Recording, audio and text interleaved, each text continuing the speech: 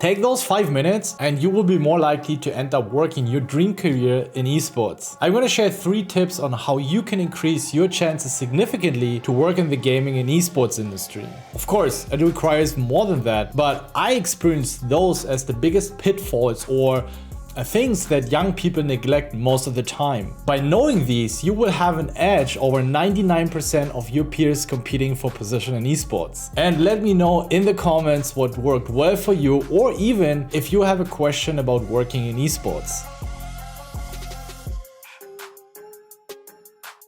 Alright, let's get right into it. Number 1. Passion. I know everyone in esports is passionate about gaming, but it's not that here you should be passionate. This does not make you stand out. There's only limited spots to work in esports, but a huge demand. And most applications we receive are centered around this is a huge opportunity for me. I'm super passionate about gaming. I will do everything you need. This is all we need to know, that someone does not understand the business side of esports and is definitely not ready yet. Being passionate doesn't necessarily make you unique or gives us or anyone else working in esports or in general a reason to hire you. If you want to get hired, you need to bring something unique to the table. Every organization is only growing not only by adding manpower, like quantity speaking, but also quality. People who think different. Don't get me wrong, you can still get hired if you do a solid job and do what you're told to do. But it increases your chance significantly if you can bring more value to the table. And I will also elaborate on that later on, so stay tuned. And if this is your dream job, why not putting in the effort? Whether it is a specific way of editing, your network, casting, as a scout, as mental coach, as coach and player in general. Now you might think, well, I don't have a network or incredible editing skills or a huge network that an organization can benefit from. Well, that brings me to my next point. Number 2, it is not an overnight success. Even if you just started out, you gotta prove yourself. You slowly work your way up next to your school, college or full-time job or whatever it is you're doing on the side. Dedicate a few hours to improve your skills and make yourself a name. Start working with lower tier teams. Never burn bridges if you leave. That's huge. So many contacts I made in the past, 2 or 3 years later, we stayed in touch. Even we had a disagreement and we started working on amazing projects. And trust in the process. People will recommend you to others if you, of course, treat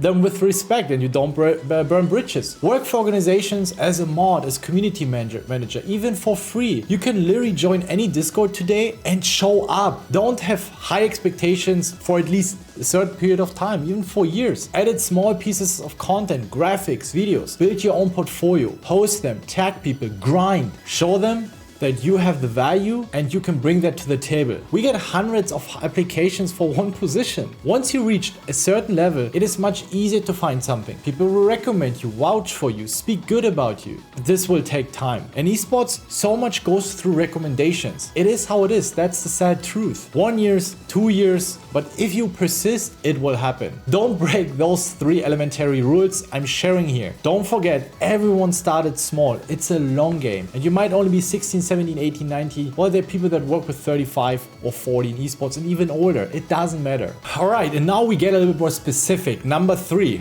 make your work or application in general specific to the organization. By work, I mean if you want to share samples or whatever it is, it should be at least a little bit tailored towards the organization. Of course, you don't want to sit down, work on days on a project and then pitch it to every org and make it different for every org. Like, I know your day only has 24 hours. If you receive an application and someone is just listing his skills and experience, even if it's the best application in the world, we won't invite them to the next stage. Why? Because even the best people might not be a good fit for your organization in terms of values, character and beliefs, or simply his style of coaching, managing, editing, writing, or whatever it is. And if they're not sharing that in the first place, it's hard to determine that. So let me share an idea. So this could be a small piece of content, just 10 seconds editing, something that is related to the organization, a specific article if you're a writer, or an example for a social media post, a meme that could be used for a recent post. Whatever it is that you're looking for, show the org that you can improve things. That takes you a few minutes and you belong already to the top 5% 90% of candidates applying already. Be proactive. Ask them if there's something they can do or you can do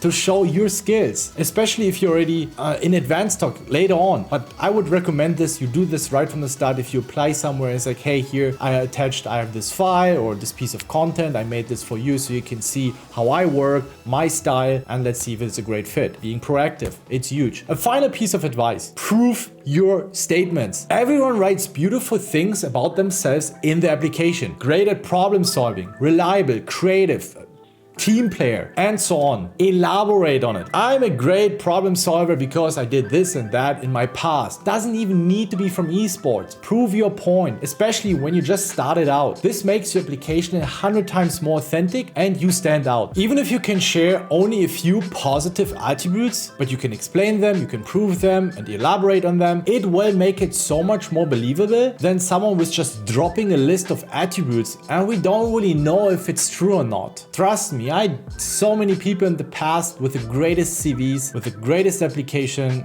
but they didn't know anything really. If things didn't go well in your past for whatever reason, it's not too bad either. Be open about it. We all failed. Share what you have learned from it and how you won't do the same mistake again. It's great to see that someone that, yeah, I messed up on this and I did this mistake, but I learned from this is how I want to do it better. I mean, this shows me that this person can learn. We all do mistakes, but we don't want to do the same mistakes again. And if you follow these tips, you belong to the final circle of applicants, and the HR of wherever you're applying for is going to invite you to the next round for sure. I hope you found some value in this piece of content. Let me know if you have any questions, and I really hope you're going to find your dream job, your dream position in esports.